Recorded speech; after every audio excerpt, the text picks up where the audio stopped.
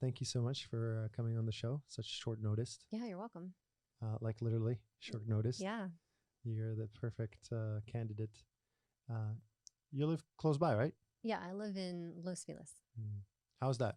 Dak Shepard. Do you know who Dak Shepard is? Yeah. He lives right down the street from you. Oh, he does? Mhm. It's a great neighborhood. You can walk everywhere. Yeah. Have you heard or listened to any of his podcasts? No, I haven't. It's pretty good. Decent. Yeah? What's it called? Armchair Expert. Oh, yeah. Armchair Expert. When I first was introduced what the meaning of armchair expert means, I was like, wow, that was a real thing. There's people that like sat in those chairs and just were thinking ideas. And I was like, wow, that's a real thing. Well, one of the reasons I wanted to do this show was an inspiration of like Joe Rogan and Dax, but I really didn't wanted to focus on like the super successful stardom like level people. I was more focused on I want to learn from people that are working professionals in the industry that are still hustling and figuring some things out but working steadily, because this is supposed to be for the people that are at the starting line of their career. So how did you get started? Oh, wow. Hefty question. Yeah. Well, I was in a massive car accident and I was incapacitated. Like both of my knees were broken. And so I couldn't walk and I was non-weight bearing. And I couldn't lift anything, or I couldn't have a book bag on or anything. Okay. So non-weight bearing. And I decided could you carry your own body? I could carry my own body. That's it. Barely. Okay. Yeah, barely. My mom was a physical therapist, so she helped me relearn to walk essentially. And I was like, well, what can I do if I'm non-weight bearing? I can go back to school and be a student. Like I can exercise my mind, right? And a lot of the screenwriters that I like Ben Hecht and Terrence Malick, they started out as journalists. I was like, oh, there's something to that. Like be a better writer. And so I went and I got my master's in investigative journalism with the intent to move to LA, which I did, and did a year of free writing. It was like, I just want to make contacts. I just want to make stuff. So I did a year of, I'm just going to write whatever people want me to write. So I did that. And then I got into the James Franco when he was doing all that experimental stuff. And so I was head writer for one of his films that never saw the light of day because we had one day of production and then it got killed. But I made a lot of contacts, like we were talking about, contacts are where the money is. So I made a lot of contacts there. And that's essentially how I got into filmmaking. How did you make the correlation? Talk about a little bit more about the investigative journalism with screenwriting. Oh, yeah. So Ben Hecht is an amazing screenwriter. I believe he wrote Notorious, uncredited for Gone with the Wind, and a bunch of other things. And he was a journalist in Chicago. And they called him up.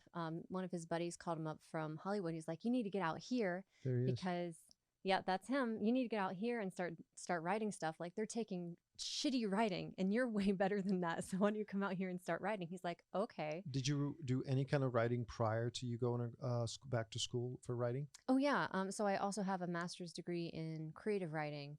And I wrote a whole bunch of magazine articles. I interviewed creative writing? Musicians, like poetry, fiction, nonfiction. Okay. Any kind of creative writing? Any kind of creative writing. Do you have a specific? Oh, I don't like to admit, but I'm a poet. Poet? Yeah, I write poetry. Okay. Yeah. It's sexual and violent. Interesting. Yeah. Not what you would expect. No, but that's why I love this show. Yeah, talking right? to people. So I made my way through journalism into screenwriting. I think it definitely made me a better writer because it made me very conscientious about how are the action lines speaking to character. Going to creative writing, was there any notion that you wanted to be a writer? Going to school to be a writer? Oh, I've always been a writer. Okay. Since I was 4. I've always been a writer. I was published when I was like 8. So you were writing before you were reading, or about the same time? Yeah, about the same time. Wow. Shitty poems, like what a 4-year-old would rhyme house with mouse type of poetry, but that's what I would write. did somebody navigate you when you were deciding in school, or you already knew yourself? No, I want to go write. Oh, I already knew. Yeah. Yeah. I think it's one of those things where people ask you, what do you do? How do you become what you become? And you're like, it's innate. It is who I am. Yeah. I can't divide the self from what Was it is there that I do. Was there aha moment for you, like a light bulb, like, oh, No. no? It just always was. Any script writing throughout the creative process writing? Did you knew that there was a path to like, oh, I could write movies as well? Zero. So who introduced you to, or how did you get introduced to like being able to write scripts? Oh, right. I don't think that anybody really introduced me to it. I just liked movies and knew that I was a good writer, and that's what I wanted to do. So I just paired those two interests. Was it after you went to the school after the car accident, when you start doing investigative journalism? Yeah, I would say it's about that time. And it was the investigative journalism a driving kind of a direction to the type of movies that you'd like to write?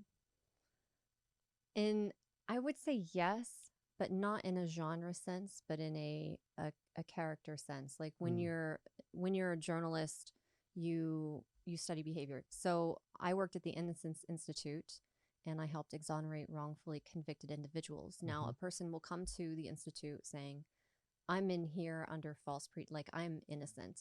And we would assume, yes, you're innocent, but if you lie to me once, we throw your case out and we don't work it. So you got a really good sense of who this person is, and you could tell a liar. So I think that also had something to do with studying character and being a writer.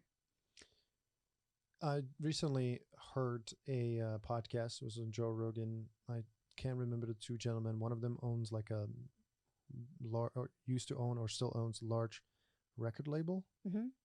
Is that the same organization? Oh, all they do is focusing on getting people off of death row, basically. Maybe. Wrongly convicted. And oh boy, I learned that the justice system, and there's a lot of bad stuff in there. Yeah, we did one of our investigative pieces on a corrupt assistant district attorney. I won't name names because it's still ongoing. Yeah. And we can swear, but the shit this guy would do, he would pay off people. There were literal stool pigeons. You think that's like a term from the 1940s in mafia movies? No, stool pigeons in prison. He's a really shady guy, and I got to dig into his past. Like he used to be a lawyer at a military base, and it was because of him that they had to start locking their doors at night, because he would go into the other offices and take evidence and their reports and bury it. Yeah. Crazy. And all for this is something I learned from that podcast, was basically it's like a game, right? It's keep the clean slate as a prosecutor, right? Just to win. Winning streak. Just to win. And just to win. Yeah. Have you heard the story when our current vice president, she buried the DNA test and banned the DNA test to be submitted to court? No. Yeah, there's multiple cases where the DNA evidence would have what's the word, exonerated the person who was wrongly convicted and was serving a life sentence. And when it got to her desk, she buried it. No, I haven't heard of this. Yeah, when she was a California prosecutor. It was very, very that was the no for me on her when I learned about that. And I highly recommend listening to that podcast. It's long, but it talks about the bullshit science, like the bite marks, that is just made up. Just like online course that anybody can, like Tori, you can become an court expert in like 4 hours, and you can be called up by a judge to like, you don't have to be a dentist. There's no like, there's not even like some court online courses. It's have you came across all these phony like sciences that I think indirectly, like we had a court case with this woman named Crystal, and her bite marks didn't match the bite marks on the person's arm, and that was the evidence that put her away. Mm-hmm. And so it was under question. But then the next person came in and said it was inconclusive. So that case is still pending. Yeah. So I've always thought like these like science or whatever you call it, that I thought that was like there was actually some science to it, and then I came to learn that it's there's a guy, just a regular guy that created certain theories of, and then somebody really digged into it and they were like, yeah, this is bullshit. I know. In the name of innocence, there should be no margin of error. Yeah, it's really. So you finished school. How long you went back to be an investigative journalism?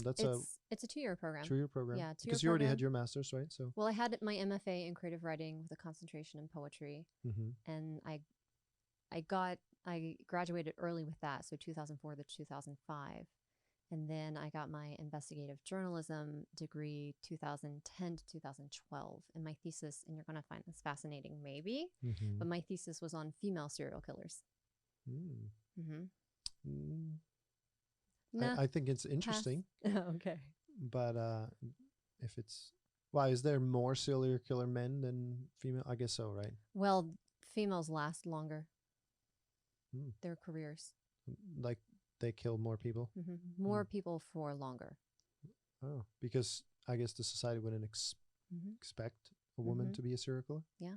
Interesting. Yeah. See, yeah, there was very interesting. Yeah, there's this one serial killer, and the cop who arrested her spoke on her behalf during her trial and said there was no way that she could have done it, but the evidence was like mountains of evidence against her, but he spoke on her behalf. Isn't that wild? That is wild. Yeah. How old? When is this approximately? Is it like the 80s, 90s? No, I think it was the 60s. Oh, okay. Yeah, a long time ago. Yeah. How did that? I thought so. Very opinionated watch that you have, Brian. Yeah. I gotta do something about this. This is like a 3rd or 4th podcast. She's listening. She shouldn't be. Yeah. Okay, so when did you know first you were like, okay, I'm gonna get into making movies? Like directing? Well, you knew you wanted to be a writer. You were doing some writing. Was there a first after some creative writing and all the things that you've done? Was there a first time when you're like, I'd like to write a script, like a movie script? Oh, well, I mean, I went to journalism school with the intent of writing a script after I was done. Okay. And so that's what I did. And did you know what that was going to be, or did you? No, I didn't. No.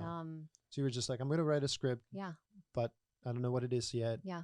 I'll figure that out as you go. Yeah. At what point did it came to you like, oh, this is what I want to make a script about? Well, I knew. I guess it came during my studies, and I knew I wanted to concentrate on a father-son relationship, and so that's when I wrote my first script. It's about an Army vet in the 90s whose deaf son is kidnapped by his junkie ex-wife, and he has to rescue the kid. And I followed, so he's a fireman in my story, and so I was in Ohio at the time, and it was so much fun. I got to, quote unquote, I got to ride hot in a fire truck, which means that you get in the fire truck and then they do the sirens because they're on their way to a fire or a bomb scare, and mine was a bomb scare. And so I spent the day with them. It was so much fun. They are pranksters, and they make really good sandwiches. Firefighters. Yeah. Shout out to all the firefighters out there. Shout out to all of them. Yeah. They're great. They're amazing. Yeah. So you were in college, university. You're writing your first script. Was that a true story? Was there or is it completely mad, like just some ideas that came to you, or did you hear something? Did you see something? And you're like, well, that would be an interesting scenario. Oh. The father-son. Why the father-son relationship, and like how did the story itself came about to you? Is it right? So when I got my master's in creative writing, we used to do this thing where your character is either on the very last tip of your finger, which is as far away from you as possible, or it's as close to you as possible. And so for this script, one of the characters was as close to me as possible that I could make it. And I think finding my way that way into the script. Was that your father? No, Or was it the father figure, or? It was one of the female characters in the script. Got it. Yeah. Okay.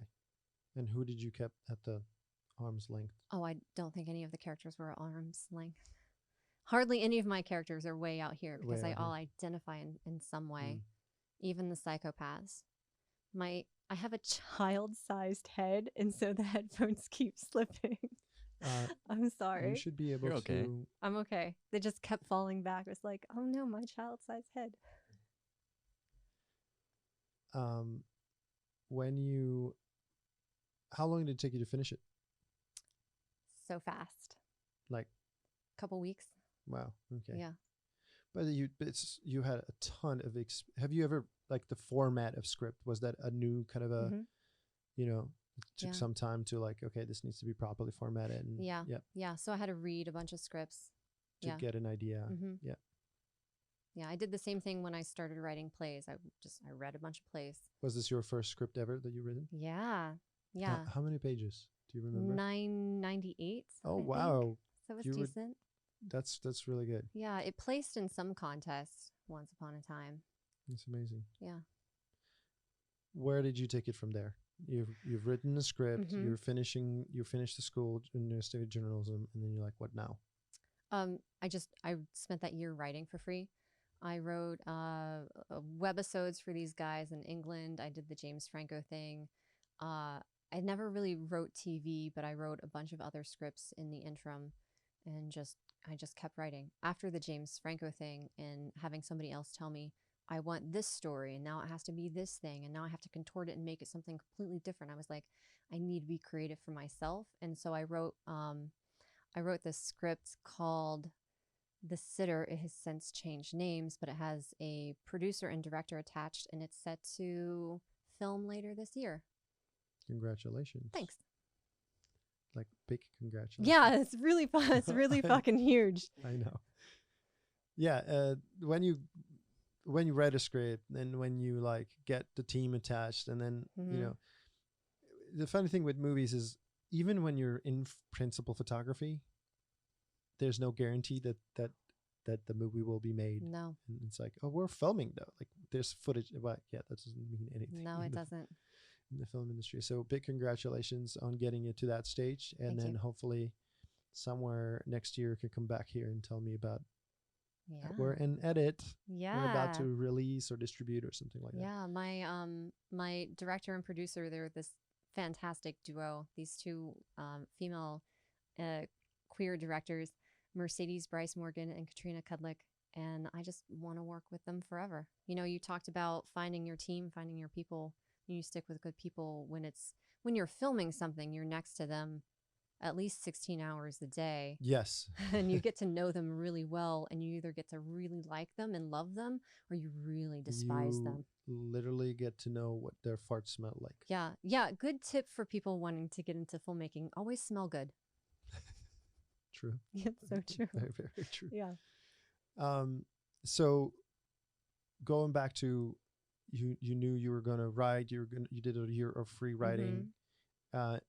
When did the idea perk in your head that directing and being a filmmaker, like actually being in more around the set, on set, dealing with actors and all that? I had a lot of people tell me, if you want your stuff to be made, you should be making it. And I pushed on that for a very long time because I was afraid to do it. I didn't know how to do it. And it's just such a great responsibility, and I wasn't sure if I could. And finally, this past August, I was tired of telling myself no. I was like, let's do it. And so I wrote a werewolf script that takes the story of Beowulf. So it's not like true werewolves. It's kind of like my fantasy of what a werewolf is. And I wrote the script, and raised $30,000 by selling everything that I own, and I'm blessed by knowing really good people who invested in the film. And I found my crew. We holed up for a week by the Sequoia National Forest in Kern County. In The Sequoia? Sequoia National Forest. Beautiful. And so pretty. And the one day that we were outside, we got fog. So it was like this beautiful silk screen. It was so good. So that's... The stars had aligned. The stars, they aligned, yeah. And our last day of filming was Halloween night, and it was not just a full moon, but a blue moon. And it was the day that we did our transformation scene for the werewolf. So it was like perfect, beautiful. We don't like have my money shot. Yeah, we don't have any stock footage. We got this huge lens to film the moon. So everything is practical. What did you shoot on? EVA 1. And we did, I'm obsessed with Ridley Scott, like what filmmaker doesn't learn something from that man? And when he shot Blade Runner, they did practical eye effects for the replicant's eyes, the reflection. And it was a mirror system where they put a mirror, like half glass, half mirror at a 45-degree angle near the lens. And they shot, so it's a matter of reflection and mirrors and glass to get that little jaguar reflection in their eye, that animalistic. We did that on our film set. My DP was so patient and so amazing, Adriana. So that little flash of light was practical instead of VFX. Where are you in terms of the process of the film? It's been principal photography finished. Are you in the editing room? We are nearing our final edit. Oh, and have you ever seen Only Lovers Left Alive? Jim Jarmusch's film. I love that film. I've seen it so many times. I had to go to a special library to read the script. And the guy who did the music, Josef van Veysen, he won at Cannes for his music. And I was like, oh, I'm so in love with this soundtrack. He does a minimalist lute playing. And I was like, I want him to write a song for me for this film. I wonder if I just ask him if he'll say yes. And so I found his contact information. I reached out to him. I praised him like all accurately, but also obsessively. And I asked him if he would be willing to write a song for me. And he goes, well, let me read the script first. Like he's that kind of artist. If his name and his talent, my and name is his attached. Craft, I want to know. To be something, right? Yeah. And he read the script and he goes, yeah, pretty good. And so he wrote a song. He wrote a song specifically for the transformation scene. And I studied John, hang on, what is his name? American Werewolf in London. John, what is his last name? Why am I blanking? Anyway, that transformation scene that they did that was all practical, I like studied it, and it was like 2 minutes and 42 seconds long. I was like, that's exactly how long I want my transformation scene to be. And so I didn't mimic any of the movement, but the timing and the ecstasy and the pain of what the character goes through during that transformation. Yeah. He did Blues Brothers. What is his name? I know. Landis. Yeah, John Landis. John Landis. Yeah. So we're in editing. We're in final edits. Are you in creative control over the entire project? So editor, director. Oh, I have my editor, Dan Half, was also one of the producers. Okay. And so sitting down with him it's such an education. Being in the editing room, if there are any filmmakers listening to this and you're wondering, oh, what else can I do? Because I think a lot of people on a film set have multiple hats. I think one of those hats that's very important is the editor's hat. Oh, absolutely. Yeah. I always tell people is like, you have your first draft of the script, outline, the idea for the story. Yeah. Draft number 1, then about 6 drafts. Then there's the production script where we're going to break it down, trying to get talent and cast and all that. Then shooting script somewhere, another few adjustments later. Then you have what the footage you shot, and then there's the edit. Yep. And then there's like there's a whole, it's like you start with A and it's a complete, you know, it Yeah. started like a square and it's a triangle at the end. You know what I just heard? I've been watching Neon Demon for the short film that I just directed. Yeah. Nicholas Winding Refn Mm-hmm. shoots almost entirely in chronological order. Did you know that? Yes, actually, a friend of mine, Paolo Cesar, that I had on last year. He's I can't remember, but Last he was- week. yeah, he was on one of the episodes. Mm-hmm. He did a movie with him, Yeah. He did the TV series. and we had a chance to talk about him. I have mixed feelings about the Neon Demon. Everybody does. but But the lighting was beautiful. yes, which goes to the cinematographer. Mm-hmm. and I get that. I think anybody would love to shoot chronological order Yeah. if they have the budget to do so. If you have the budget. Budget is a blessing. Yeah.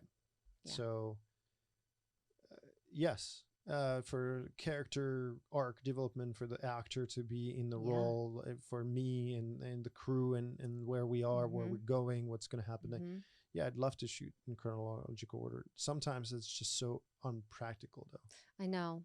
You know, Who was for the it? cost.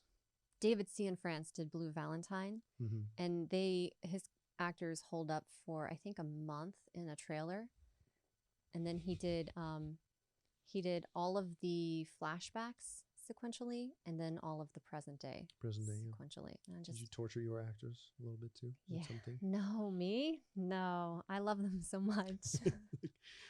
Imagine putting somebody in the trailer for a week. Do you have Alyssa in your film? Alyssa Lana, yeah, Alyssa Lana. yeah, Yeah, she's a script. She's like one of my close friends. yeah. She's amazing. She I love her so much. She's so awesome. She's incredible. Everything. I want to Small produce. world. I'm This going to. is- This yeah. is what it's about. Was Brooke Lusk your scripty? She was my AD. She was your AD. Yeah. I've heard about this project. Wha- Yeah, that's Wait, awesome. She loves you. I love them so much. Yeah. My team is my world for real. I was blessed to find them my first feature, and then, I never really Yeah, actually, directed. Brooke told me about this too. Really? Now I'm like, Yeah. I was in the woods. I was in We were in the AD, woods. You know, she was talking to me about some AD Yeah. pointers, and I Yeah. was like, well, what did you, did this feature, and we were in the woods. Yeah, It's like- she jumped in. They all did. They were amazing.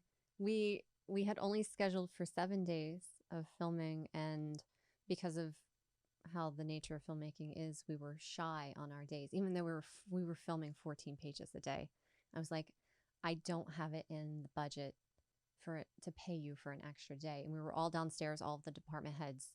And Adriana, my DP, was like, well, I'll film the day for free. I can't speak to my other crew, but I will be there for you. And they all raised their hands and gave me a day for free.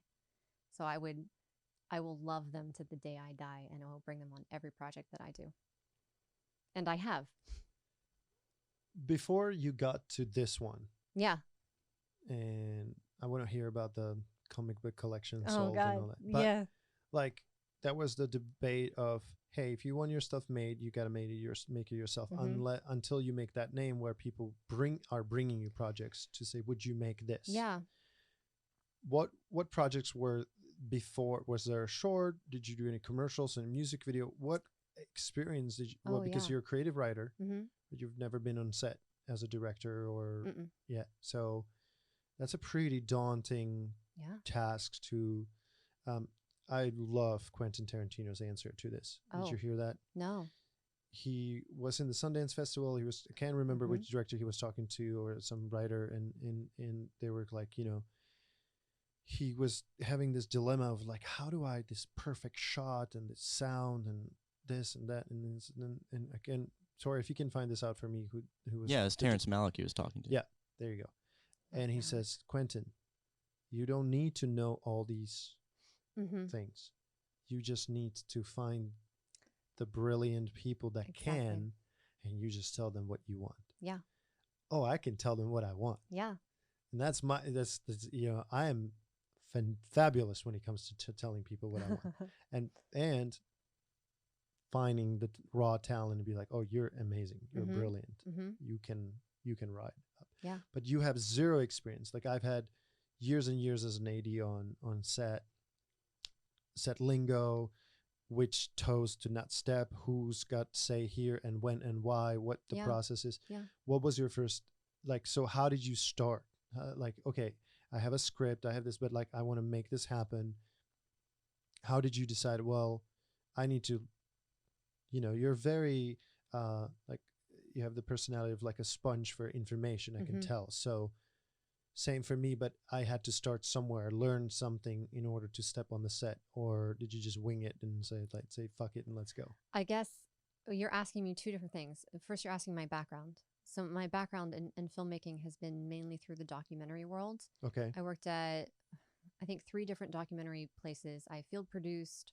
I traveled. We had a Ford grant at one of the places that I worked for, and I traveled all across America. I interviewed our active youth, like they were activists. They were fighting against gun violence. They were fighting for voting rights. They were fighting for like prison reform. And there was this one, it was amazing. I got to stay at a Native American tribal grounds and interview this woman, and she was amazing. So field producing mainly, and I also have a background as I did set massages in Pittsburgh. I was an extra. Very important. It's very important, especially for wardrobe, because they get that hanger arm from hanging. Anyway, and Hey, 6 days a week. 6 days a week. 12 I to was 16 loved. hours. Yeah. Oh, I can't imagine. Yeah, I made lots of tips, and I was a stand-in also in Pittsburgh. So I was Maggie Gyllenhaal So you're- stand-in for like a whole summer. Wonderful. Yeah. So you're there, you're learning the lingo and the crew and how it all works Yeah. and who moves in, and Mm-hmm. we're rehearsing, we're blocking and this and that. Yeah. Who's in charge of what. Yeah. Okay, so that was your exposure to set Yes. and filmmaking. Yes. Okay. And in other than directing a feature film first, nothing. Balls to the walls. Just I fucking love it. 50 feet dive Yeah. in. Yeah. Just let's do it. Yeah. Because ultimately you just tell yourself yes. So yeah, I want to do this. I'm Mhm. tired of being scared. I want to do it. I wish I'd done it earlier because it was so much fucking fun. It was like Try to keep I was like in front of you. like this, further away. Just in front. You have it like this. Like this. And try to have it like this. Sorry, No, Tori. it's all good. It's good. Yeah. You're sounding great. Don't worry. Yeah. Thanks. So that I like I moved out of I didn't speak English when I first moved out, like barely, like I think I knew like a couple basic words when I moved from Czech Republic to Canada. So I know what that jump cliff thing, but I said, fuck it. I want to live in America. Yeah. I'm going to make it no matter what's going to happen. I'll figure out a way. I am healthy, and that's it. That's the baseline for happiness and for anything. So I was like, okay, I'm healthy. I can learn. I can figure it out. Yeah. What's the worst that can happen? Yeah. There's so much to be said about having faith in yourself. But I'm assuming there are projects that you wanted to make, and there was some influence from people that were saying, well, Leah, if you really want to make this, you got to go and make it yourself. What did you thought? Well, maybe I should do a short, or maybe I could do somebody's music video, or maybe I can. No, there was the feature. That was it just lined up this way. Was there a script in the works for the? No. So what happened was my friend Dan has a friend, Asif, who has a friend at Hollywood Media Bridge, which is a distribution company. And they were looking for horror projects specifically. And Asif asked Dan if he knew anyone, and Dan asked me, like, he knew that I liked writing horror, if I had anything. I said, no, but give me a couple days. And so I wrote the script. I wrote the script. This is the werewolf. This is there a working title or name you can share or not? Yeah, yet? In the Light of the Moon. Okay. Is it out? No. I'm still, Yeah, I'm still editing. So I wrote it and I gave it to a friend of mine, Alex, in New York, who gives me the best notes. I met him on Twitter. I made so many contacts on Twitter. It's crazy. He gave me notes, and I wrote another draft. I wrote another draft. And within a week, I gave Dan something, and he gave it to the people, and they approved. Funding kind of fell through. I was like, that doesn't matter because we can raise the money. And that's where my comic books come into the equation. So how how did you get into comic books in the first place? Oh, well, I love story. Anything with story. Anybody who can tell a good And story. are you, because, well, comic book is more of a visual storytelling Yes. than rock-a-doom, boom, Yeah. you know, Yeah. bang. Yeah. You know, there's not a whole lot of talking in the comic book, but the visual storytelling, I'm assuming that's what kind of draw you to filmmaking. It was forbidden. My brother had comics growing up, and I was never allowed to read them because they were his. And so I would sneak into his room and read them. And mainly it was The Punisher. Wow. Okay. Yeah, he already knows this story, so I don't get any like flack. Well, he'll give me flack for it again, and I'll buy him a piece of pie or something, and everything will be copacetic. So that's my origin story for liking comic books. When did you start collecting and creating your little? A few years ago, Mhm. I was really into it. Because you have this, the format is amazing. You have a page, and you have the panels that you have on the page, and you have to be so terse and so exact with your story. Like playing around with that kind of a finite thing, it's mesmerizing to me because it's challenging, right, as a writer. And so I started collecting. So what is your relationship with the comic book world, like Marvel and DC? And Mostly I read Image comics. My collection used to include a lot of Neil Gaiman, all of the Saga, Sex Criminals, Nailbiter, anything dark and fascinating. My friend Benjamin Percy writes a Green Arrow, so I would read Green Arrow. And is he writing on the TV show? he writes the comic book. Oh, the comic book. Yeah, yeah. I don't think he writes on the TV show. Okay. Yeah. That's been a pretty successful TV show. I think they've been going on for now like 5 or 7 seasons. Oh, really? Yeah, Green Arrow. Good for them. Yeah, I'd loved the idea of the vigilante, you know. Right?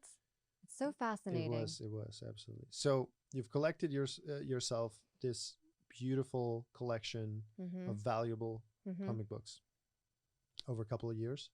Yeah, yeah.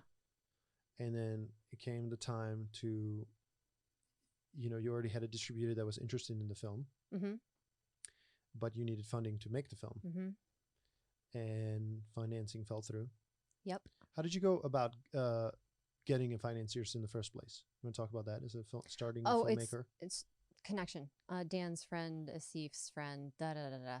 Somebody who was like, yeah, maybe we'll put some money to make this happen. Yeah. Got it. And then they've said, nah. Yeah. Yeah. Yeah. And you're like, okay, well, fuck it. Fuck it. Do it anyway. I'm going to do whatever it takes. Yep. You got a family? I do. Husband, kids? Oh, no. My brother has 2 boys. We're very close. And my sister has 1 girl. And but anybody at home that would be like, nope. Leah? No. Okay. So you had a little bit of a freedom of like, yeah, I'm not going to affect by anybody by this, by myself. Right. It gets very dangerous living in my head. I can see. Yeah. A lot of fun too, I can tell. So much fun. So you're like, you sold your comic book collection to raise the ultimate budget. And can you share what you shot the movie for? It was about $30,000. Okay. And all you raised yourself? Yeah. Some people on Twitter, crazy. I think that people are really into supporting female filmmakers, and I benefited from that. And my brother pawned his guitars for $5,000. Ooh. To help me. What's your brother's name? It was 2 days, Dan. It was 2 days before Shout out filming. to Dan. Shout out to Dan. Shout out, Dan. Because without that money, we would have killed the project. It was 2 days before filming was scheduled to start. And I was like, we need to pull the plug by the end of the day. Because if we don't have it, we can't afford it. Yeah. And my brother goes, well, will it help you get what you want? Like, will this help you become a filmmaker? And I go, yeah. He goes, well, I'm going to sell my guitars for you. It's like, no, they're in pawn, which means I owe a certain amount every month. So I've been paying. We got one of the guitars out the other day. So just 4 more. 4 more. 4 more. Wow. Yeah. That's An incredible story Yeah. of support. Yeah. Um, do you have? Do you think this? So clearly, there's a huge support from your family to make this happen. Hmm. Would you have like a little advice for someone who might be in your shoes that is about to do the first short or the first, and they're trying to find some funding, and they've been told the same thing? Hmm. Were there doubts in your head about pulling the trigger and going for it? And what was the deciding factor of, yes, I'm going to go do this? I think the project just moved so fast that I didn't have time to doubt To myself. doubt yourself? Yeah. That's the best way. It truly is. Just throw yourself into the Yeah. water, fire, whatever, and like, Yeah. I just got to find this money. Yeah. One way or another, this is Yeah. happening. Yeah. And then the first day on set, I gathered everybody together. I said, I've never done this before. A lot of you are doing your first feature with me. My DP, it was her first feature. Brooke, it was her first feature ADing. And I said, I am going to make mistakes, and that is okay. We just need to find out creative ways to make those mistakes work for us, and just be very forgiving. I only have 3 rules for my set, if I can remember them now that I'm not on set. It's show up on time, communicate, like no yelling, and just be kind. And that's it. Be kind to one another. Yeah. Mm-hmm. And it worked. How big of a crew? I think all together we had 17, including our actors. But I want to circle back. You said advice? Mm-hmm. Okay, advice, do it. Stop letting people tell you don't do it. Don't do what I did. Don't sell everything that you own except for your bed and your clothes. Like, don't do that. But you can find a way. You can find the people around you who will say yes to you, and be creative. We have phones and we have iPhones. Shoot it on your iPhone. It's not going to look that great, but what it will service you is it will be an education for when you do your next one. And content is everything. If you can prove, like, the reason that financing fell through for me is because I'd never directed anything before. And so they didn't know if I could do it. So maybe do a proof of concept, a little short, reel, shoot Exactly. something. Exactly. And if you can't find any actors, you have yourself. You might not be the greatest. Yeah. That's okay. Have something. Just do it. Any avenues that you've learned looking for funding that you find interesting? We had Josh on another episode, and he was talking about he's working on his feature film first time. He's an actor, and he's constantly not booked as an actor, but this is his first major kind of a feature film producer actor. And Tori, can you what was the website that they used to fund the movie? It's eFunder, I think. Let me check though. We Funded or something like that, where instead of like a Kickstarter where you like, here's my project, here's my thing, donate some money, and we'll give you a T-shirt or credit or something. What's different about this one is you actually buying into a share of the movie. Oh, yeah. So when the movie gets sold, you get that portion of whatever your investment was. So that's what the Duplass brothers do. I love Mark Duplass. Me too. Have you heard his speech on Cavalier is Not Coming? Yeah. South by? Yeah. Yeah. Isn't it fantastic? He donated $100 to my feature film. Wow. Through my GoFundMe. Shout out to Mark Duplass. Shout out to Mark Duplass. We got to have him on the podcast. That would be amazing. Yeah, because I think he is like the leader of the independent film. He's champion. Yeah. All the way. He's a great actor. Yeah. Yeah, I love him very much. Me too. And I think that story of the Cavaliers not coming should be told over and over and over and over. It's so true. Which kind of seems like you took to the heart. Yeah. And that's kind of what you did. Yeah. Like, fuck it, I'm just going to go do it myself. Yeah.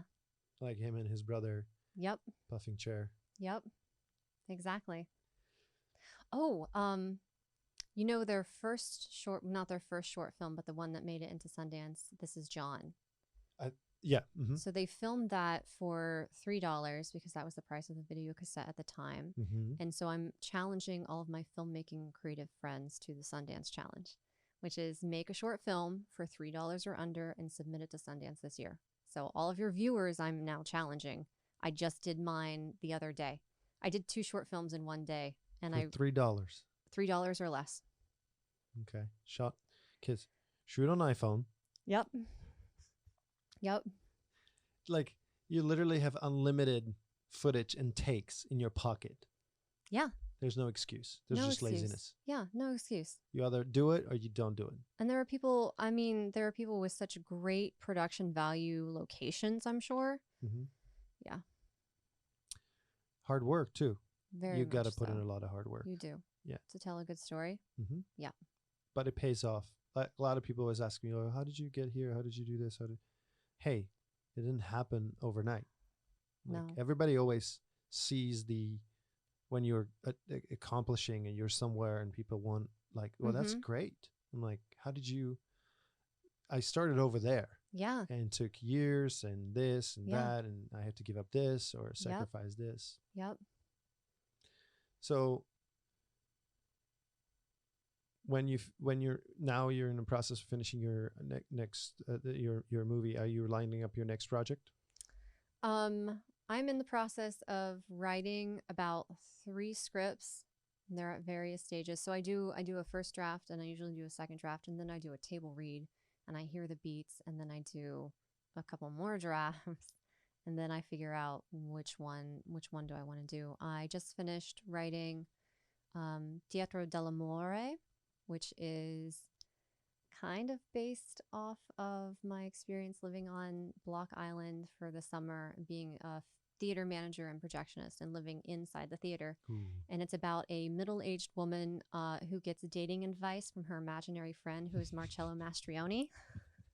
So the script is like a third of it is in Italian, and I have to work with my translator to get the dialogue right. Yeah, I was going to ask you speak Italian? No. It would be pretty. I was like, what? Doing it anyway. Projectionist. Projectionist. Wow. Let's talk about that. 35 millimeter. I did it for about 10 years. I worked at Cinemark, which was a 10-house movie theater. Mm-hmm. I serviced all of the projectors there. And then I worked in Pittsburgh at 2 different theaters. And I moved to Virginia and trained with a stunt family for about a year. And I worked at the... Is that how you met April, by the way, in Virginia? No, I didn't. No. Here in LA? No, it's just randomly. I met her because Alyssa knew her and had just worked on a film with her. Oh, okay. Yeah. So I lived with a stunt family for about a year and worked. I knew that being a projectionist, it's a skill. And so wherever I moved, I could have a job because just walk in and be like, I'm a projectionist, hire me, which is what I did. He's like, okay. So I was hired. It was fantastic because he gave me keys. And does my hair look okay still? Yeah, you look great. He gave me keys and he said, feel free to watch films whenever you want. And so I would watch films at like 3 a.m. If it's falling on you, watch my hand. See how you can squeeze this and make it tighter? Yeah. I think it's just, like I said, child-sized head. It's as tight as it can go. So I lived in Virginia. I was a projectionist. First of all, how does one become a projectionist? Where do you go and say, hey, I'm Leah. Nice to meet you. I want to project film. That sounds in your about movie right. theater. I'm not leaving until you show me how. I was an usher. Which usually all of the men would be ushers because all of the women would be concession stand. I was like, I don't want to deal with people. And so I was an usher. And then they asked me one day, hey, you want to be a projectionist? I go, yes, please get me away from all of the people. And so that's how I did it. And I learned how to wrap film. And I would get very bored upstairs because in the booth, you can read or you can watch the movies and make sure you don't get brain wraps. And I would train myself to do. But hold on. What's a brain wrap? It's for some people listening not know. Sorry. So if you're working on a platter system. Okay, what's a platter system? It's 3 tiers, and it's these giant platters that the film is on, the complete film. So the reels, basically, so right? The reels, which are usually 6 or more, are built onto the platters if it's a platter system. And in the middle of that platter system is a series of rollers that the film is threaded through, and it's called the brains. And a brain wrap is when all the film gets all jumbled up in the rollers, which you don't want Has that ever happened to you? Oh yeah. Oh yeah. Oh yeah. What happens? Like the movie just starts. Oh, so what happens is the movie yanks itself out of the projector, Okay. and then you have to cut frames of the film, which you don't want to do, but you have to do. Sometimes if the film gets too close to the aperture, the light through the aperture, it catches fire. Well, that's dangerous. It's dangerous. Because Yeah. I've learned from Inglorious Bastards that Yeah. We're a little safer now. yeah. It's not nitrate. But Well, I taught still. myself how to thread one-handed because I was like, I'm bored. I'm going to do this now. So I could do it one-handed. That can only impress like 1% of your audience. I'm totally impressed. Be impressed. So I'm Yeah. impressed. Thanks. so that makes 2, which is basically the entire audience The of the show. entire audience. So my script is based on being a projectionist in that one house movie theater. Okay. Except I didn't have an imaginary friend called Marcello Mastrioni. Did you shoot film or digital? For these things, we shot digital. But if I ever get to shoot that film, which I would love to do, it would be film. It would have to be because it's so integral to the whole story. I was just talking to a friend of mine who's a director who's been trying to talk me into shooting something in a 16 millimeter film. Yeah, do it. Because he says, it's not that expensive actually to shoot on a 16 millimeter film. I was like, well, okay, let me look into it. Because 35 mil for an indie gets pricey. If you have a $3 million budget, do you want to have $300,000, $400,000 of your budget in film? Yeah. And then if you have any post work, getting it digitized and then, it's like, well, exactly. What you should do is you should bet your friend first. Like they might doubt that you can do it and be like, bet me something that I can't do it. And then when you do it, then you get even more than just the film. You get whatever you bet. Whatever you bet. Yeah. Yeah. But for the cost of the film for feature and for the cost of the camera and rental, you can probably own 2 to 3 Arri, Alexa, Mini LFs, and maybe even a nice lens. So. But I think there are grants out there for shooting on film. Yes. Do you know something I do not know? No, I just think that there are. Have you looked into it? I bet Kodak offers something. Yeah, look into it. Well, they're kind of a dying art, so I'm sure they're like, please. Yeah. Yeah. Yeah. It's not just the film and shooting on the film. It's the handling, the crew that you have to have in the camera department. There's a lot of younger filmmakers are not as experienced with film. Yeah. So you need to go to the senior professionals, which rightfully so will be a higher rate. So it can't quite fit the ultra low budget independent film. But yeah, I've been dabbling in the idea of shooting a little short on a 16 millimeter or something like that. Shout out to all the people who know how to shoot film. Come and contact the podcast, please. Absolutely. Please do. Yeah. Good, Brian's got things working. So, distribution wise, as a filmmaker, you've had basically distribution locked in before you were even shooting anything. Just lucky. So they said, you make this, you deliver this, we'll pay you. Yep. Are you making money?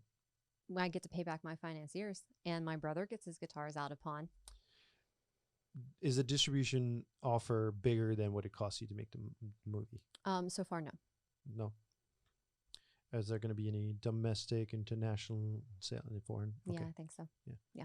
Congratulations. Thank you. I'll use it to live off of and make more art. That's the way to do it. Yeah.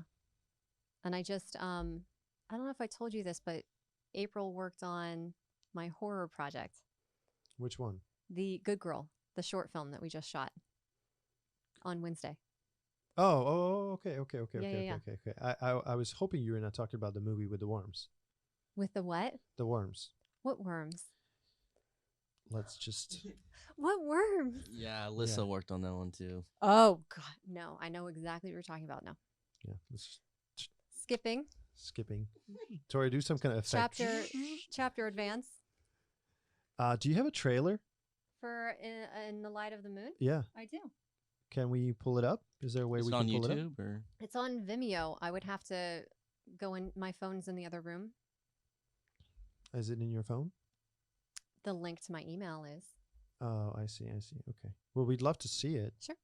Should we pause for a second? Yeah. Do you want me to go grab it for you and you guys keep talking? Yeah, absolutely. Okay. Yeah. Is your phone with Finn or? It's in my coat pocket, and nothing else is in my coat pocket that is incriminating. Why don't you just why don't you just text Finn? Just text Finn. Yeah, so we can keep you on tour doing his side hustle here. How long do these? I did a podcast before, and I talked their ear off so much that they did a part 2, and so I stayed for like 4 hours or something. Oh wow, look at you! Like, stay as long as you want. I'm Gabby. I just talk and talk. Do you have any horror experience from a set? Do you mean? Well, you had 3 horrendous? rules. You had kindness, communication. Yeah. And there was something else I forgot. Kindness. Be on time, Be mate. on Mr. time. AD. Be on time. Yeah. Yeah. I'm not the type of a Gestapo AD. No. No. I don't Just like to loose. keep I don't like to keep my actors in the trailer. Mm-hmm. I'm not crazy set on getting the first shot of the day. Mm-hmm. In an exact, I know how to make up time Oh, good. throughout, move with the director quickly. What's I the mean, trick? You're very good with pacing. Like if I can fit an hour here. Or he's very good with knowing how to pace a day. Nice. I don't know. I just kind of know people's capability, and they work better. The initial pressure of the day sets the tone for the rest of the day. Mm-hmm. And like, if my first shot is at 9 and I don't get to it until 10:15, Mm-hmm. Mm-hmm. I know how to make up that time, and I kind of calculate that into it. Yeah. But if I just breathe down everybody's neck from 9 o'clock, like from 8:30, like we gotta like 9 o'clock, and the actor just got into his makeup or something, I'm like, well, all right, Yeah. And also it creates a sense of people know I have their back, and then they have my back. So when I come in with an information that's like, they're like, okay, we're like, girls, how far you are with Freddie here? Said 15 minutes. I'm like, okay, let's make it hard 10. Mm-hmm. They're like, okay, that means hard 10. Yeah. So they're not going to push. They're not going to delay. They're just going to be 9 minutes, 30 seconds. They're sending the actor out of the chair. Mm-hmm. And that's the kind of relationship you want with the crew and your department heads for, my experience. And, I don't like to keep the actors in the trailer and any of that stuff. I'd like them to be a part of the process instead of like keeping them in the trailer and secluded from the crew, like they're the animal in the zoo. Yeah. And you're just like a clown or something. You just bring them out and like, the whole crew is just there for hours collaborating how we're going to do this shot. And then you ready, and then you call the actors, you put them on the spot, and you're like, yeah, perfect. Come on. Yeah. Do the trick. Yeah. Right? That doesn't work. No, my my wonderful friend and very talented actress Haley Lipscomb made dinner for everybody one night, and my other very good friend and very talented actor Nate Echo did sticks for us. Like that's true indie filmmaking. Yeah. Everybody, hands on. Hey, where's the actor? Slay it in, please. Yeah. Was there how did you deal with so there must have been time where you had experience, but you ran into something and you were like, oh, I'm green, meaning yeah, I like turn to, let's say, Brooke or somebody and say, I don't know what that means. I don't know what we should do in this scenario, or I can figure it out, but I kind of like need to know just the basics. So give me the option so I can decide, or like with the DP and things like lens, like what lens we should be on. Yeah. How did you decide on well, I want to be on the 50 or on the 42 versus 35 or my DP, Adriana Serrato is just amazing. And she would say, hey, Leah, look at this. What do you think? Do you want to go wider? No? Okay. that was it. Yeah. And then Alyssa and Brooke, I'm not sure if they told you, but 2 days before we were set to end filming for my feature film, I rewrote the whole ending.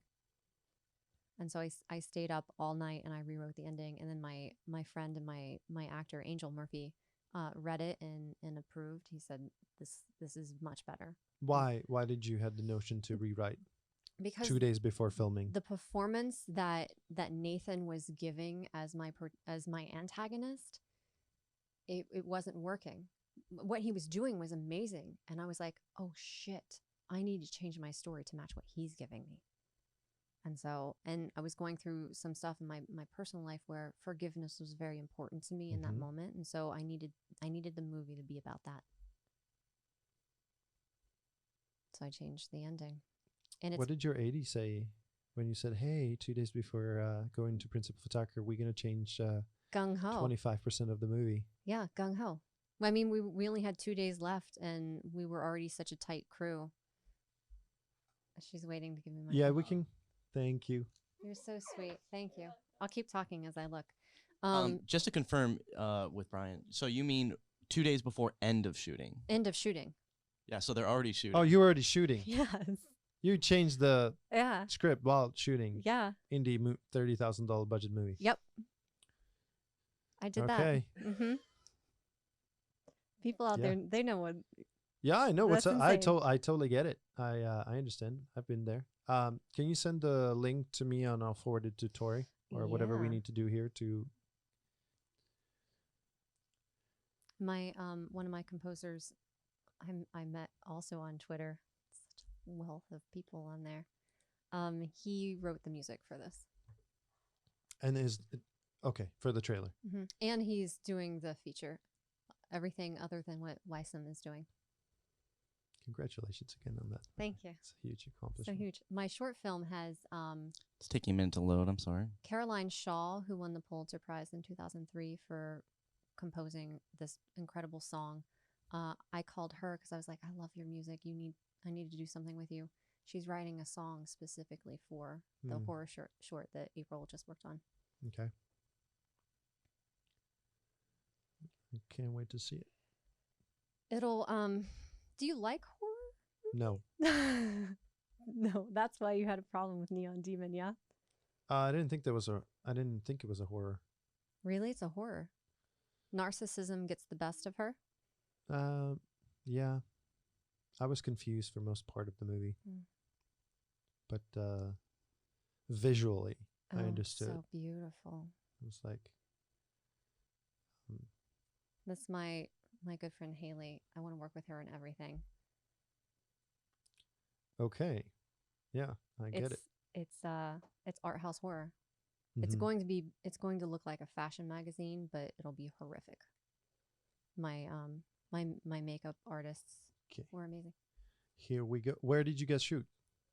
Sequoia? Kern County. Kern County. Okay. All right, let's see it.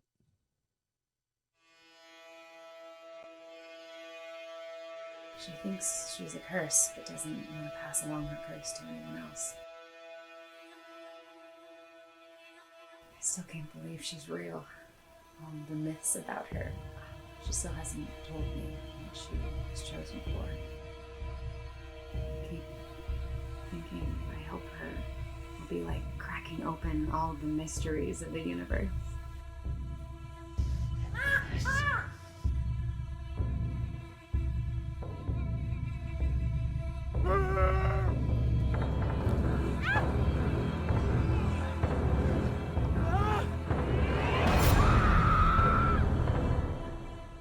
She's dying. I can still help her.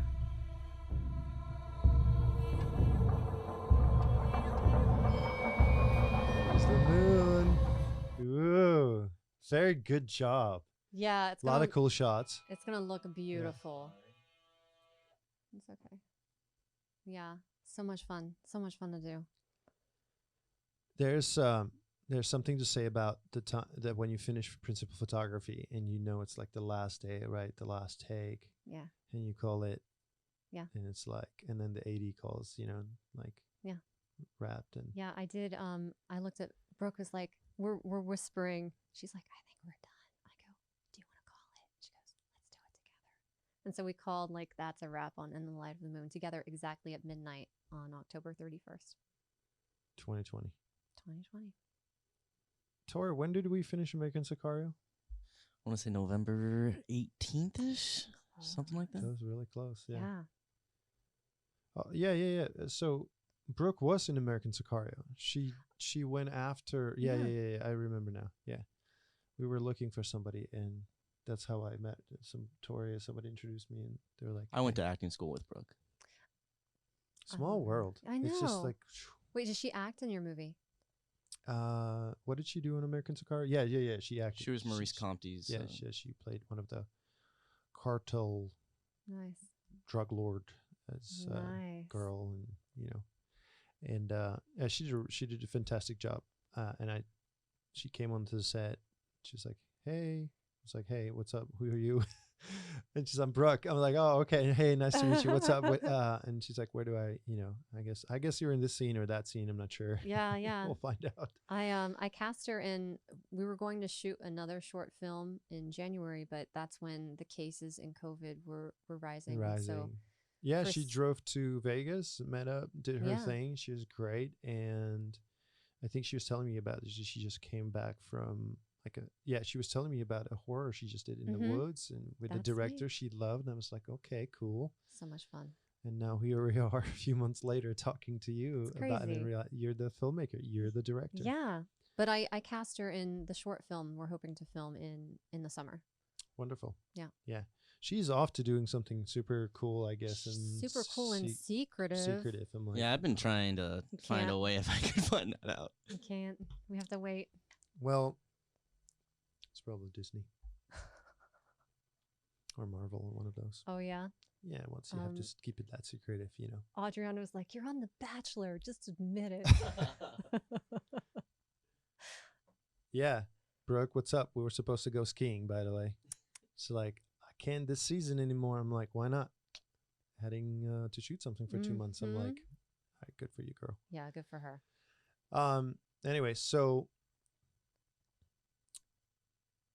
that calling it, we were just talking about it, when it's kind of over.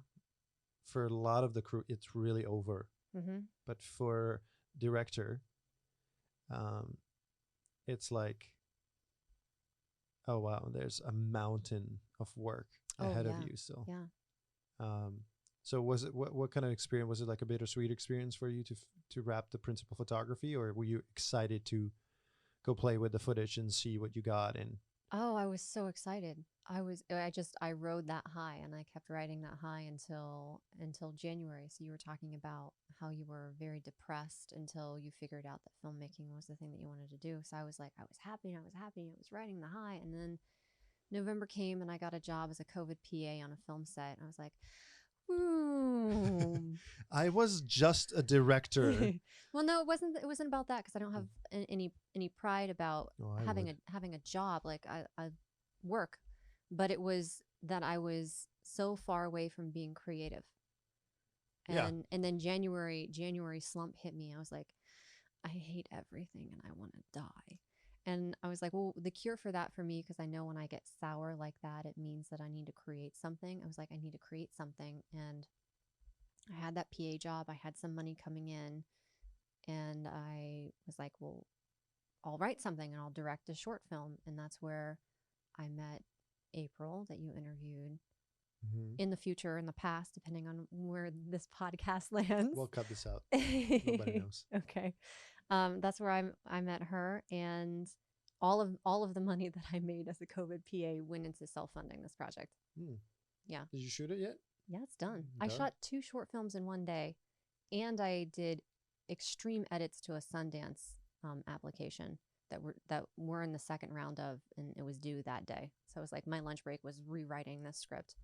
In the morning, I went to bed at 3:30 because I wrote the script. I woke up at 6:30 to notes from the director and producer. I was writing up until call time because I was in the film as well. What was the budget on these shorts? This short film went from like, hey, Haley, you want to do a film with me that's real cheap, to $13,000.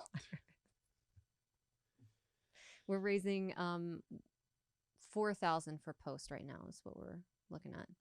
Some VFX or coloring? 0 VFX. Color, absolutely. I need a post. I'm talking to a post sound person. Mm-hmm. Foley and sound mixing and whatnot. Sound mixing, yep. All that fun stuff that helps make a movie just that much tighter. Makes a movie. Makes the movie. I don't know if this true, but I've read somewhere or I've heard it or seen it somewhere that 70% of what we perceive from a movie is sound. Really? Sound is that important? Yeah.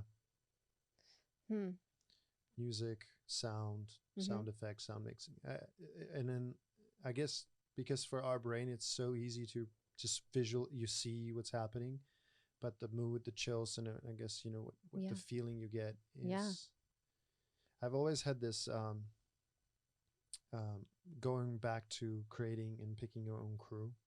I had this fear or this kind of a wish.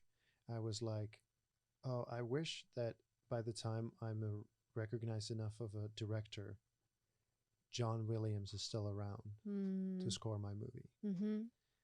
And as I been working on so there is a feature, so there's 2 feature films I'm actually working on.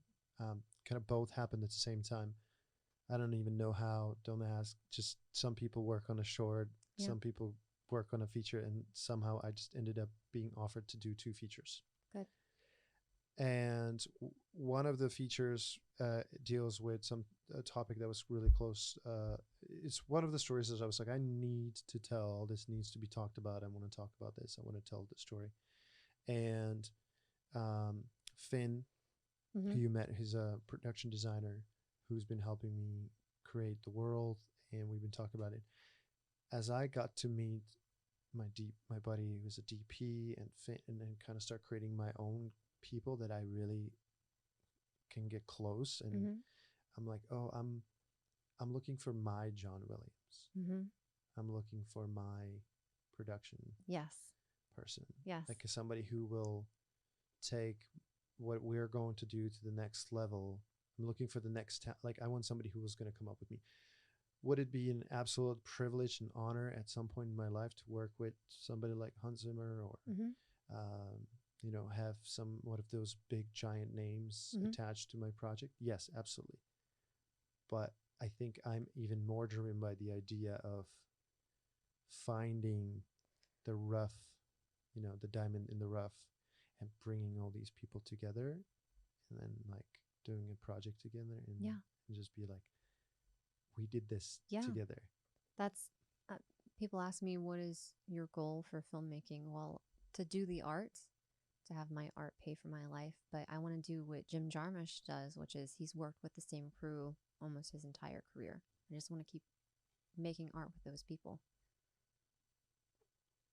Do you think that's smart as a filmmaker though? To stay in with the same people? Yeah. Yeah, why not? Because I completely understand the principle of the loyalty here, and you've like the people who helped me get to where I am, but I can't quite imagine I would work with one DP, for example, for the rest of my life.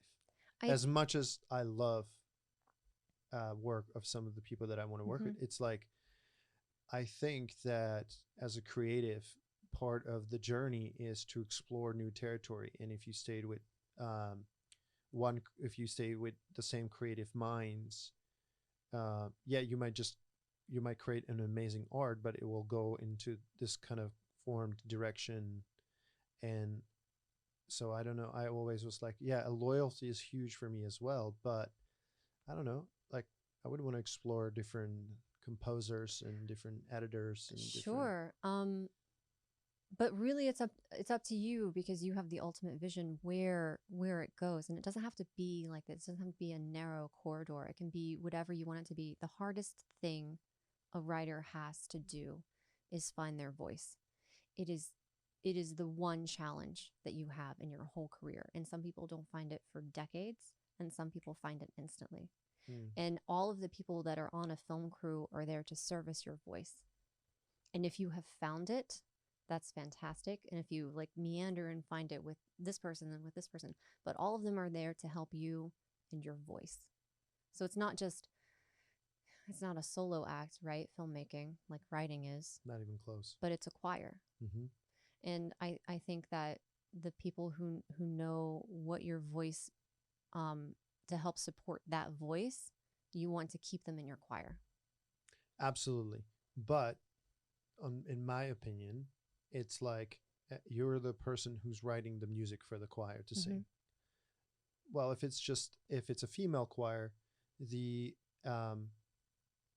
song will sound a certain way. If you then mixed in a tenor and male voice into the and we're using this as an expression of the difference. Or if you then give it to a boys choir, it will sound different. It will become a different song.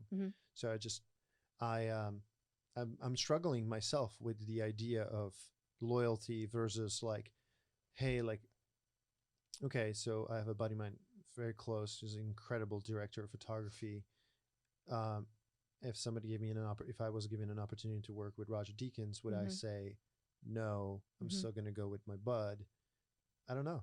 I think as a director and a creative explorer, I would probably want to work with as many creative minds as possible too. I see where you're going with that, and I haven't come to that part yet, so I can't say what I will do, but I know that I come from a television. Yeah. Right. Oh, yeah. So, working in the union as an AD on TV sets, everything moves super fast. This guy leaves, he's going to a show in Vancouver. This character dies off. He's on another show in Toronto, and this guy's going to Nova Scotia, shoot this. Almost every episode in TV is a different director. Right? Yeah. They have a bunch of union directors. They rotate. You as an AD almost become the actual director. You most of the time call action, sometimes cut, and you kind of know you're the one of the people on set who know really well where the story of the overall season's going. And then you have this creative element person comes in and who wants to put his creative spin on the episode, right? Yeah. And sometimes they want to go a little bit too much this way, and you're like, hey, come back. We're actually kind of going this way. So I've seen a lot of change between creative and what like that looks like. This person and what ideas, working with different gaffers, different DPs, different grip and different makeup artists and music and whatnot. And it's interesting to see. I just love watching people and their talent and be amazed. Oh, yeah. I have this natural response of laughing when I see somebody doing something incredible. I'm just like, like when somebody plays a guitar. I've been playing guitar my whole life, and somebody plays in shreds, and like, I'm like, just like, wow. Yeah. It just makes me laugh. Makes me. I don't know why that is such a natural reaction, but I'm just amazed like by their talent. I think there's something also to be said about the shorthand that comes with working with the same crew. Like that you just know, and it saves time. Oh, okay. Can you elaborate on that a little bit though? Oh, like shorthands? Well, working with the same, like what you meant by that, like what would that look like in real setting? Oh, I guess working with Adriana on these three different projects, right? A feature and then a short film and then a short film. She just kind of. And she was your what? My DP. DP, okay. She just kind of knows what I like and knows that I like to experiment on things. And she's like, hey, can I be artistic and get this one shot? I'm like, the answer is yes. We don't have to have set aside time to have a discussion about it, So do you feel like you would ever want to venture off and try work with a different DP for your creative? Right now, no. Yeah. Hard to say. If she's unavailable, like she's making a trip to Europe soon, possibly. Yeah, that's another thing in the industry. I think more often than not, the reason why people might venture off to work with somebody else is availability. Yeah. Because as a director, and you're a writer, producer, director, but let's just say, do you always want to write your own material that you're going to direct? Yeah, it's stronger. I mean, that's not to say if somebody gives me something that's very well written that I wouldn't say no to directing, because every opportunity you should jump on. But my preference is for writer-director. Writer-director. So you spend a few months writing, then polishing the script and getting it ready. Then you have pre-production, production, post-production, distribution. For a director, an independent film is what, about a year now process? Yeah. Start to finish, you know? On a larger scale, it's about 2 years Mhm. for a director. Your DP will be literally on the project for 4 or 5 months at the most. And that's a big stretch, right? Yeah. So she'll go do 15 other projects or Oh, you know, yeah. in Oh, between. yeah. So I think the thing that I was talking about is also from my experience was people are just not the people you would like is not Mhm. available, so you kind of venture off and create a Rolodex of people that you can work Mhm. with, because Yeah. you might want to do and sometimes it's worth to wait. Yeah. Say, you know what, we don't need to shoot in September, we'll shoot in Mhm. October, and I'll shoot with my DP Mhm. or with that actor or availability. Yeah, Yeah. a lot of people don't realize this, how big of a portion of filmmaking is scheduling and Yes. everybody's availability. Yeah. It's It's just like- it's huge.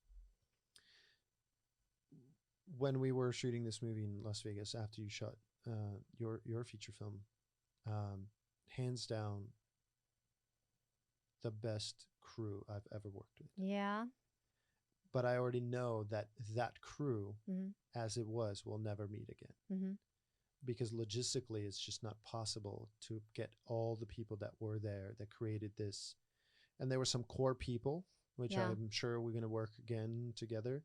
But like the actors that were in the movie, Mhm. the makeup, the grip, you know, DP, director, all that is, and that's just film. That's a part of filmmaking too. Yeah. We're a bit of gypsies. Yeah. We're a Gypsies and bunch of gamblers. gypsies and Gypsy gamblers. gamblers. And I love it. Yeah. Yeah. What's next? You got 2 shorts. You're finishing your. So many things. Yeah. Yeah. How do you keep it late on that? No. Who wants to do that? So I wrote this play specifically for my friend Sean. Are you getting into theater now? Yeah, we're hopefully doing the Fringe Festival. We think it's going to be a thing, the Hollywood Fringe Festival. So it's about an art history professor who is oblivious to his students all having crushes on him, and his super jealous almost fiance kidnaps them and tries to kill them because she's a serial killer. Mhm. It's very Dick Van Dyke meets something that Gillian Flynn would do. Okay. It's all continuous action, so I didn't break it up into acts. It's like 76 pages. It's just one act. I love how you light up and giggle about when you're talking about your Oh, projects. yeah. When you're like, it's like that's like a not a sensitive, but it's like a little bit of a taboo thing. Uh-huh. You're like, you know, and you're like That's so nice. excited. Like, yes, I'm doing that. Yeah. I love it. So much fun. So I'm hoping to do that. My producer on this short film is a theater producer, and she wants to produce it. Mm-hmm. I have most of my cast, but I'm looking for a Jewish stand-up comedian. Mm-hmm. So Seth Rogen. if she's out there, we will find her. Other than that, I'm hoping to do kind of in the universe. Jewish female Mhm. stand-up comedian. Mhm. Sarah Silverman. I mean, 100% Sarah Silverman. But Yeah. like, I mean, I know a bunch of. It's weird, but I actually do know some. Oh, really? Then women Jewish. I need to talk to you after this. But all the Jewish all the stand-up Jewish comedian stand-up comedian. out there. There will be a link below this episode. Yes. Please contact Leah. Please do. I have a indie drama script that I'm going to direct. We're raising funds for it right now. I have I don't know if I can't say her name, but I have a noted actress attached to it. Known actress. Known Mhm. actress. And it's do you want me to like pitch it to you? Do you want to cry? Yeah, sure. Okay. So I was in that massive car accident. So all of my injuries, the main actress has, and I have my sister. I don't know if I can. No, I can't, because some of this is really private. Anyway, it deals with female grief, Okay.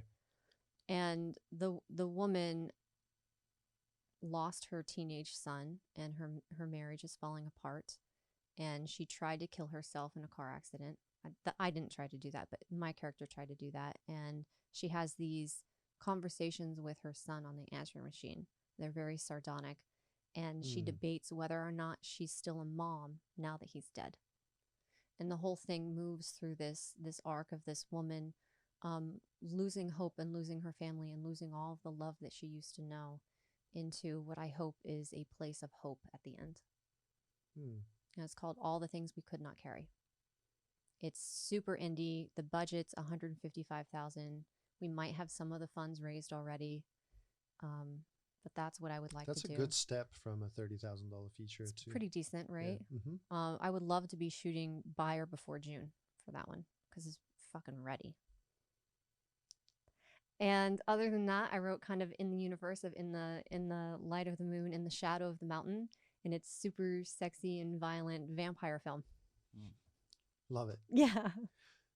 Who is your inspiration, or where do you find inspiration? Oh, just so many. There are so many creative people out there. Lynn Ramsey, You Were Never Really Here is such a fantastic movie. If you haven't seen this movie, go watch this movie. It's incredible. It's Joaquin Phoenix in it, and the way that she plays around with silence and subverting the expected is incredible.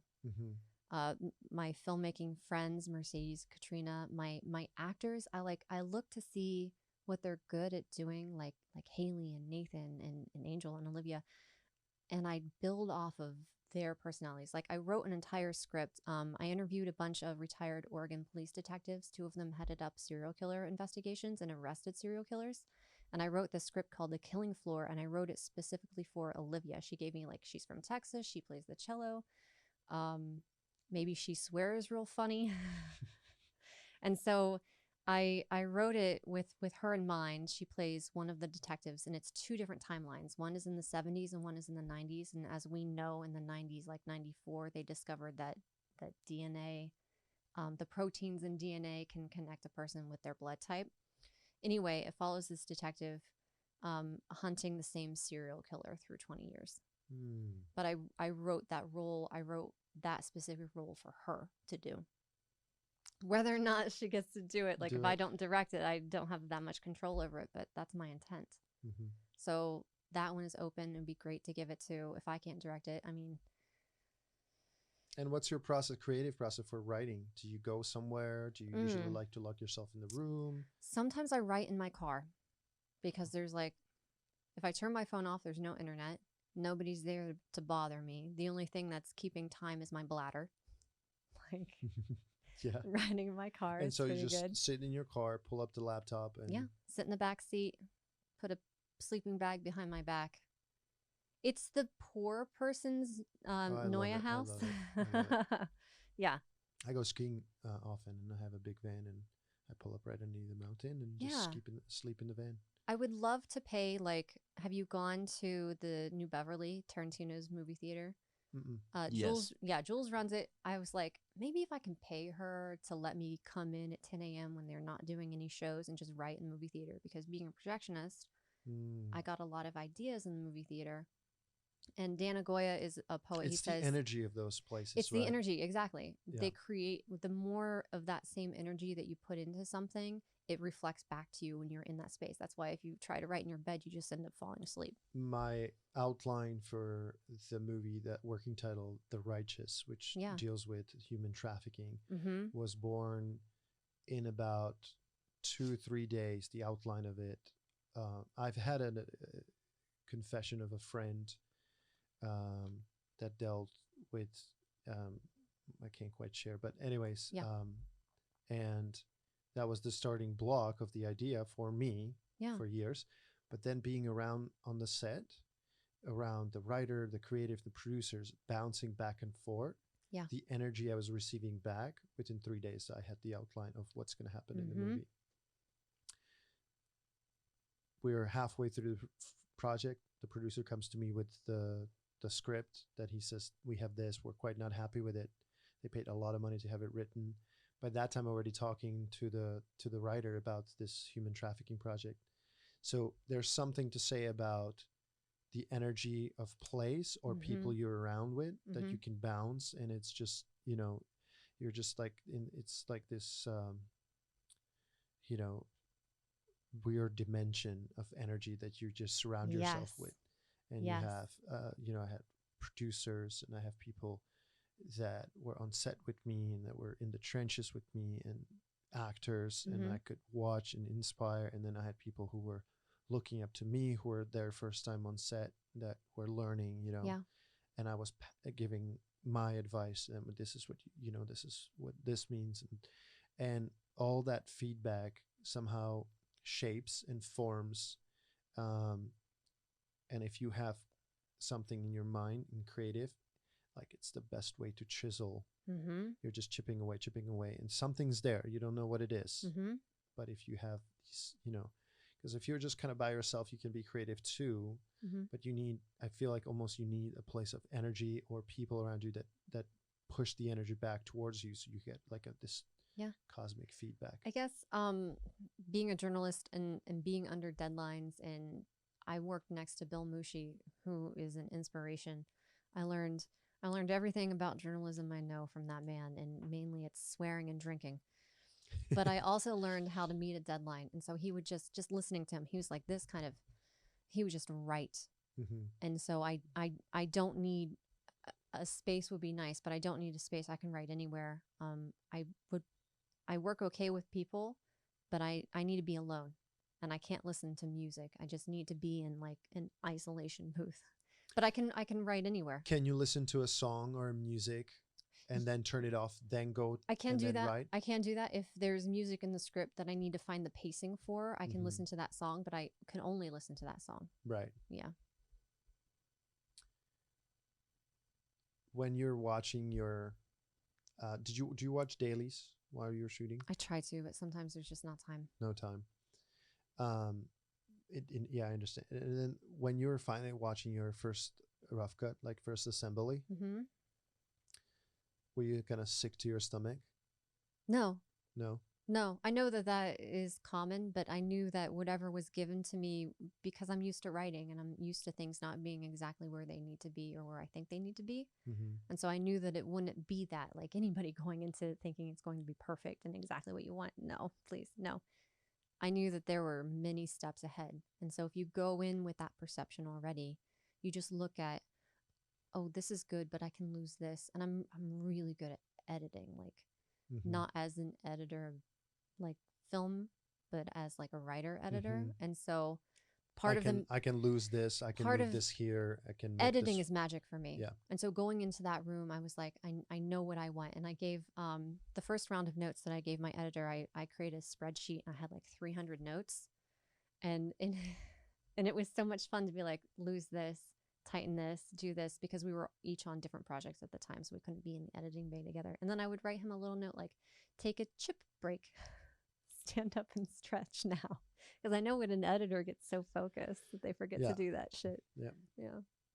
Which sometimes is kind of what you want, because sometimes the creative juices are just flowing and just you lose yourself and you're like, oh, sometimes, 2 a.m. Oh, absolutely. Jesus, what happened? Because when you're engaged, like truly engaged, they say that when you fall in love with somebody, time just happens so fast. But that's why heartbreak takes so long. Wow. Okay. I've actually never heard that before. Yeah. Maybe I just made it up. No. Well, if you did, yeah, it's great. You are a great storyteller. Yeah.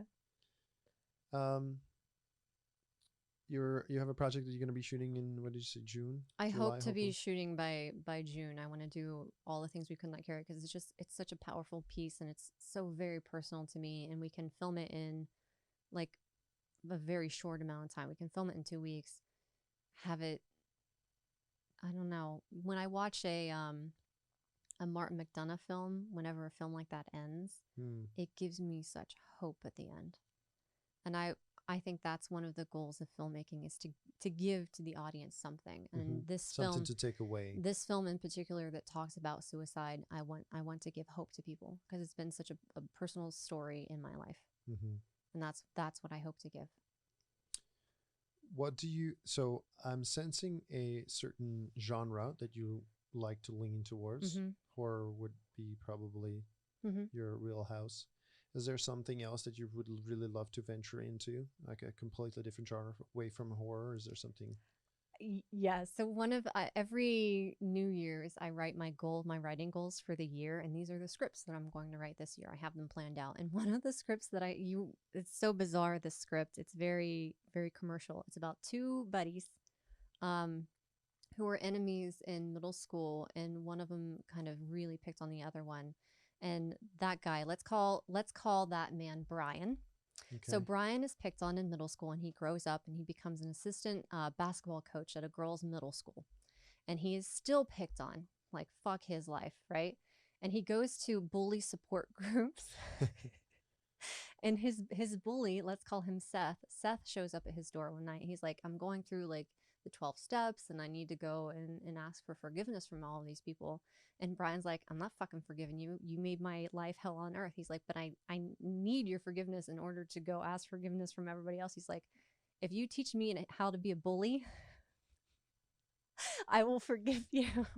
And so it's just him going through the movie teaching that guy how to be a bully and like It's a good twist. be more assertive, but he learns, that that's not what you do.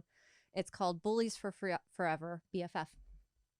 So that's one of the projects I'm gonna write. That's great. I don't want to direct it. I want to write it because like William Goldman was never pigeonholed into I only write this and I only write this. I write everything. I haven't written a rom-com, but I've written a horror, I've written thriller, I've written sexual thriller, I've written Sci-fi. drama, I've written sci-fi. I have something in the wheelhouse of Blade Runner. It's called Tin Man, about a man who works on androids in the very distant future and falls in love with one, but they can't, like, it just explores, doesn't Ursat's thing really truly love you? That's, Mm-hmm. yeah. And it takes place in Japan. Why Japan? Just be different. Hmm. Why not? Have any connection with Japan No. or the culture or anything? Mm-mm. But my lead is an American who ran away from the Third World War. Mm. So that's my end. A lot of creatives juices flowing over there. I can see it. So It's all exciting. those, It's always so exciting to talk to somebody who's got like ideas and things going on. And on top of that is doing shit. I am doing shit. Yeah. I finished writing a comic book. It took us a year, my writing partner for the comic book and I wrote that play. I finished a young adult novel last year. I'm writing another novel this year. Like just writing. I just love to write. How long can you give me a bit of a time frame from the time till where you are now when you finished the school and wrote the first script to where you made your first feature film last year? Sure, 2013. Okay, so about 7 years. Yeah. Okay, and then all kinds of jobs and things in between to support yourself. All and kinds work. of jobs. Yeah. Yeah. But you always knew what why 2020 with the pandemic hit and everything was the year where you're like, fuck it. Because I like to create in as difficult a situation as possible. Right. No, I don't know. It worked out that way. I think that's what it is. That's what it is. Things Yeah. have to be I know very people like that, difficult. and I'm like that to myself sometimes. Oh, really? Mm-hmm. Yeah, just make the plate as heavy as possible, and then we can work. Yeah. Listen, since you do furniture and stuff, 2 days before filming, I decided I didn't like the kitchen cabinets for the shot and tried to refinish them. in the place that you guys rented for the. Well, I'm living there. It's my friend's place, and he said I could do it. So I was like, yeah, refinish my cabinets, sure. I was like, can I refinish? I don't like your cabinets. Can I refinish them? He's like, yeah. So I got most of them done, and my friend Nathan helped me. They're not all the way done. They were camera ready, but now I have to camera ready. I was going to ask you. Really you redo them. Yeah. I have to really do them now. Yeah, it's like 60 hours. Yeah, it's a project. It's a project. You just didn't like the color, or I didn't like the color. So you're just like, I'm just gonna paint it. Like it's gonna be easy. But it's from the place is a converted hayloft, and so. Wow, really? Yeah. Oh yeah, a triangle. Yeah. Yeah. Okay. So the person who owned it, or the first layer was lime green, then there was wallpaper, then there was beige, and then there was white, and then there was lime green again, And then there was black and red and a blue, and then what my friend had painted on. Yeah, by that time you really should I just hated strip all of stripped them. all the color to get to the bare That's of the what wood. I was doing, and it was taking forever. Yeah. But that's what I was like, who painted over wallpaper? What asshole? It's like you didn't care about the wood at all. I was so mad. I was cursing at the cupboards and every ghost that was involved in it. Well, this was pleasure. I'm glad that we ended on cabinetry. Absolutely. Anything you would like to share before we got covered what you're working on next? Stay tuned. Oh, I'm looking for representation. Yes. Any They got to keep up with directorial- me. You're looking for a manager or an agent? Either. Either? Yeah. Get a manager. Get a manager? Yeah. But they have to keep up with me. So Well, what do you look what that's an interesting topic too we can touch on real quick. Yeah. Representation for a lot of people don't know that, people think, well, actors, singers or whatever have talent, managers and agents. But directors, production designers, some of the higher level creatives have management as well. Yep. What are you looking for from management? And why do you think management is good? Oh, I think a manager helps you find a good trajectory. Like I'm all over the place creatively, and I will I have completionist syndrome where I start something and I have to finish it, which is great, but also can be daunting. Will you tell somebody if you had management that hey, I'm about to start this thing? So are you looking for somebody who can say, well, Leah, let's take away that and let's focus on but focus with a clear goal or a purpose that's at the end of that. Like, no, I have somebody, you pitched me this idea, why don't you refocus on that idea because I have somebody interested. Got it. Like that. And then an agent because I would like to be working and not doing COVID PA work. Yeah. Leah, thank you so much for coming to the show on such short notice. Thanks, Tori. Yeah, this was a pleasure. Had a really great time. Finn. And social media, Alex? Alec. Yeah. Alex. Yeah. Thanks, Alec. I would like to invite you back when you finish the next big feature. Okay. And hear all about that. And how was that? Are you trying to bring as much of the crew that you had on the previous shoot as possible? We're all so excited. Yes. That's wonderful. Yeah. All right, Leah, thank you very much. And I wish you the best. We all do. Thanks, Brian. You too. Okay. Bye, everybody. Bye, everybody.